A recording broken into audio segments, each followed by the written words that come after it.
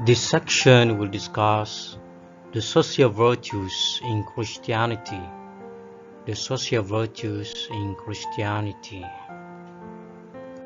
Social virtues in Christianity. Christianity encourages its believers to follow Jesus. For instance, in humility, Augustine, among the most prominent Christian scholars, preached, "Life in this world is certainly the time of our humiliation." He also states that the humility of Christ has taught us to be humble because he yielded to the wicked in his death. This from Christian perspective. This statement shows the humility of Jesus. Next, what Augustine is here signaling to us is the link between devotion to Christ and eschatology. Devotion to him, the imitation of Christ, is because of death and resurrection maps the path into God's kingdom. So this point states that there is link, relation between devotion to Christ and eschatology. There is the success, salvation in hereafter. To devote to him, to Jesus, to imitate Christ according to Christian perspective will lead to God's kingdom. Success in next life.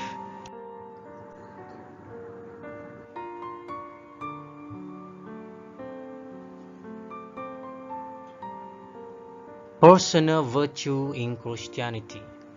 This section now will discuss personal virtues in Christianity.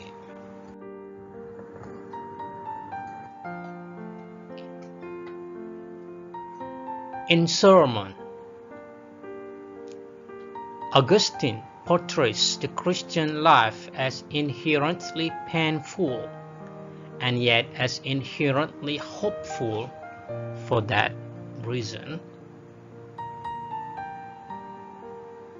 so this point states that Augustine portrays Christian life as painful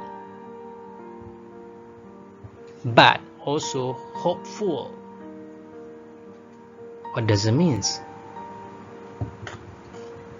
The next point states that the fact of our selfish desires, which we experience in our flesh, is what keeps us from appreciating and joining ourselves to the love of God in Augustine thought. So St. Augustine says that it is because of our selfish desires that keep people away from God, keep them away from appreciating the love of God. So the willing experience of pain actually permits us to know our true selves, to form a cross of what alienates us from God, and so through the death of selfishness to understand who we truly are before God. So this point elaborates that pain that Christians feel can permit them to know their true selves.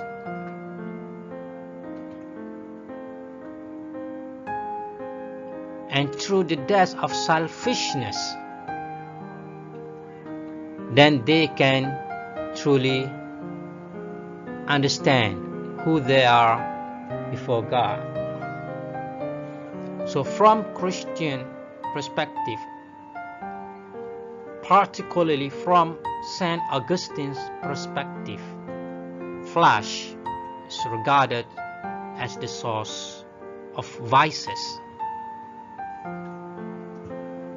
Flesh here may be interpreted as lust, lustful desire, bad desire, physical desire, worldly desire. And therefore they need to recognize their true selves. Augustine recognized that the evils of war, crime, exploitation, and their violence results must be overcome by a recognition of our true selves, that selves not subservient to that selfishness. Now Augustine relates the evil of war, the evil of crime, exploitation, and all sort of evil that we see in this world must be overcome, can be resolved, can be overcome through the recognition of our true selves.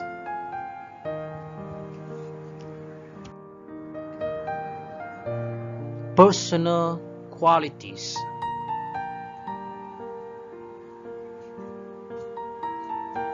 In his letter to the Galatians, St. Paul wrote, "The harvest of the Spirit is love, joy, peace, patience, kindness, goodness, fidelity, gentleness, and self-control." So we can see the beautiful sides of ethics in this writing. Love is the supreme Christian virtue, while joy comes next in the list. So Christians really appreciate love. That's why they always talk about love, God's love, Jesus' love, human love, and so on and so forth. Christianity has also identified the 7 virtues, all of which are very close to the harvest of the Spirit. The 7 virtues. They are 3 theological virtues: faith, hope, and love. So faith, hope, and love are considered as theological virtues in Christianity. And 4 cardinal virtues. So the other 4 virtues are regarded as the cardinal virtues, and they are prudence, justice, temperance, and fortitude. And all these virtues are good, positive.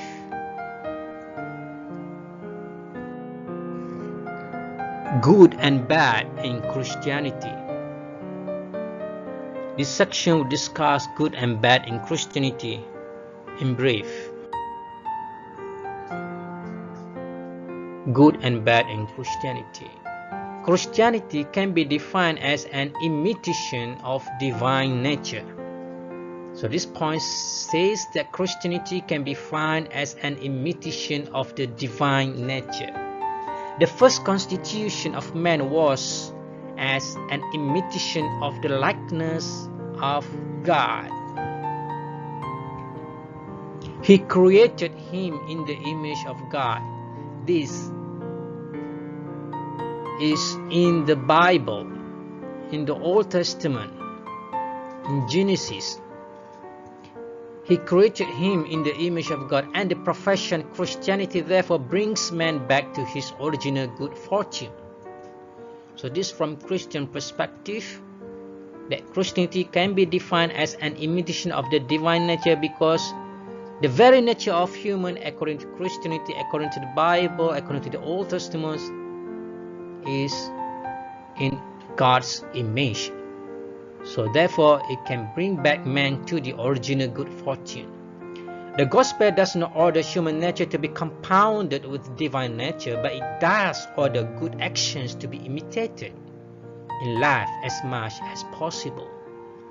So this point states that gospel does not order human to be compounded, to mix, to unite with God's nature,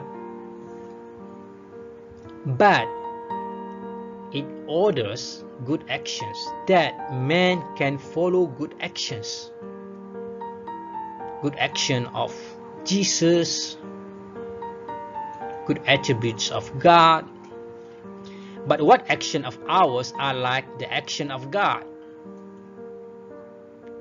The answer is those that are alien from all evil, purifying themselves as far as possible in deed and work and thought from all vileness.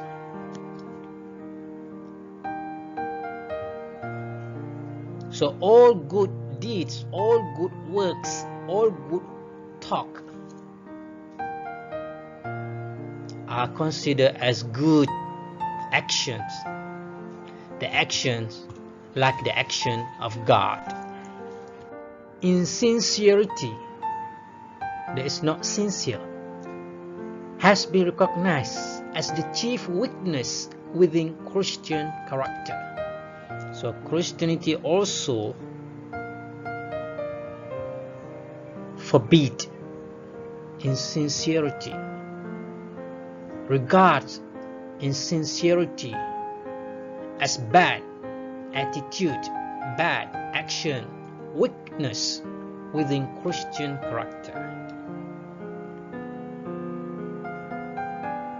What is sin? Now about sin, what is sin? The answer, sin is regarded as the reason for the mess. Sin are something that bring mess, bring chaos, bring problem.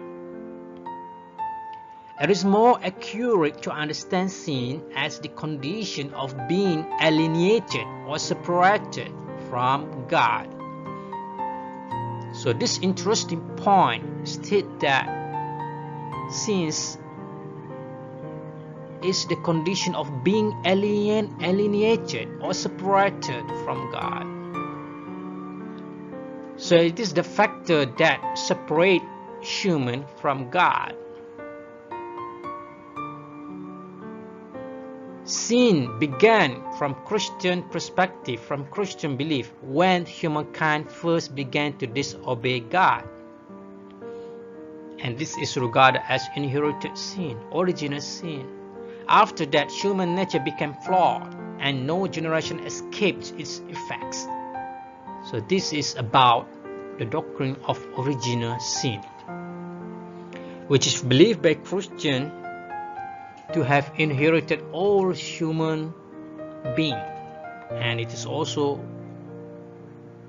known as inherited sin.